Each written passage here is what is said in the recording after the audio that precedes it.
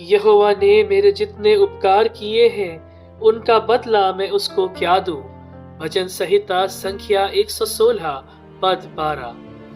प्रिय मित्र, प्रभु यीशु के सर्व सामर्थी नाम में आपको मेरा नमस्कार। परमेश्वर के किए गए उपकारों के सामने हम उसे क्या लौटा सकते हैं, लेकिन सिर्फ इसके कि हम उन तमाम आशीषों के लिए जो दिन प्रतिदिन हमारे जीवन में देता है हम धन्यवादी हृदय रखें। यदि हम प्रभु यीशु के जन्म की घटनाओं को ध्यान से पढ़ते हैं तो हमें ये समझ में आता है कि हर एक ने उस जन्म में अपनी महत्वपूर्ण भूमिका निभाई। मरियम को एक ऐसा समाचार मिला जो किसी भी बिन ब्याही स्त्री के लिए एक बुरी खबर हो सकती है, क्योंकि मरियम ना तो किसी पुरुष को जानती थी, लेकिन स्वर्गदूत ने उससे कहा कि पवित्र आत्मा द्वारा वो गर्भवती होगी और एक पुत्र को जनेगी। मरियम ने इस समाचार को, क्योंकि ये परमेश्वर की ओर से था, उस पर न सिर्फ विश्वास किया लेकिन उसने परमेश्वर की आज्ञा मानी और इसलिए उसने अपनी गर्भ या अपनी कोख प्रभु यीशु के लिए दे दी। पहला जो उपहार या पहली प्रस्तुति जो किसी ने करी वो मरियम थी, जिसने अपनी गर्भ को प्रभु यीशु के जन्म के लिए दिया। दूसरा मुख्य किरदार है यूसुफ का। इसने परमेश्वर की आज्ञा मानने को प्राथमिकता दी। जब दिमाग लड़ाई कर रहा होगा, जब तमाम तरह के ख्याल आ रहे होंगे कि ये स्त्री को छोड़ दे, तब यूसुफ ने परमेश्वर की आज्ञा मानना और उसकी धार्मिकता के मार्ग का चुनाव किया और उसने न सिर्फ मरियम को सहारा दिया, न सिर्फ वो उसका रक्षक बना, लेकिन वो निरंतर बालक यीशु को संभालता रहा और उसको मिस्र के कुल में लेकर के गया। जब हेरोदेस ने आज्ञा निकाल दी कि 2 साल से तमाम छोटे बच्चों को मरवा दिया जाए। हमें तीसरा और बड़ा मुख्य किरदार जिब्राइल फरिश्ते के रूप में मिलता है, जिसने सुसमाचार का अग्रदूत बन के कार्य किया और ये परमेश्वर के शब्द को, परमेश्वर की वाणी को बहुत ही विश्वास योग्यता के साथ जकरिया, मरियम, यूसुफ और फिर उन गणनियों के पास लेकर के गया। और फिर एक ऐसा व्यक्ति का मैं अब जिक्र करने वाला हूँ जिसके बारे में हम अक्सर बड़े दिन की कहानी में अच्छे या खुश होकर के उसका जिक्र नहीं करते, और ये है राजा हेरोदेस।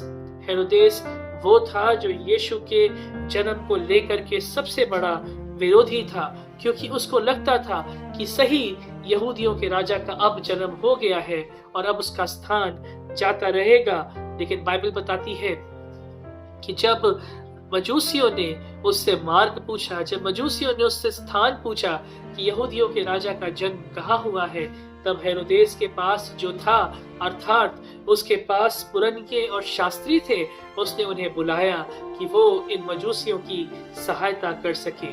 3 मजूसी, इनसे हमें बहुत कुछ सीखने को मिलता है, क्योंकि इन्होंने अपना समय, अपनी ऊर्जा, जो सबसे महत्वपूर्ण है, अपना समय और अपनी ऊर्जा प्रभु यीशु को ढूंढने और उससे मिलने में लगा दी।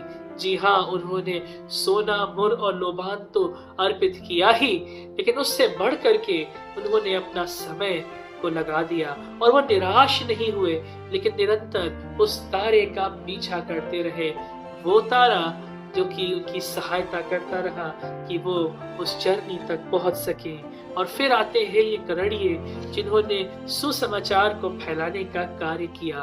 उन्होंने कहा, आओ जो समाचार हमने सुना है वैसा चलकर देखें और बालक यीशु को दंडवत करें। और फिर उन्होंने उसी समाचार को और लोगों को भी बांटा।